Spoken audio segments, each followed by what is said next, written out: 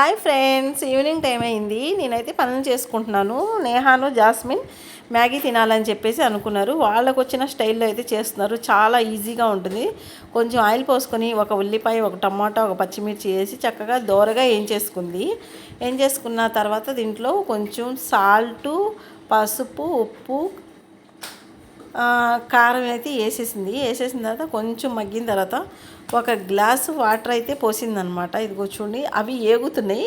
Glass water అయితే పోసిన తర్వాత దీంట్లో 5 మ్యాగీలు అనమాట వేసేసి అవి కొంచెం ఉడికిన తర్వాత ఇలాగ 3 కోడిగుడ్లు పగలకొట్టి వేసింది. మనం మామూలుగా అయితే మ్యాగీలో హాఫ్ బాయిల్ గుడ్డు అయితే ఇలా అట్టులాగా వేసుకొని తింటాము. కానీ మా అమ్మాయి ఏం చేసిందంటే కోడిగుడ్డు పొరుటులాగా చేసేసింది. మ్యాగీ కోడిగుడ్డు పొరుటు అనమాట.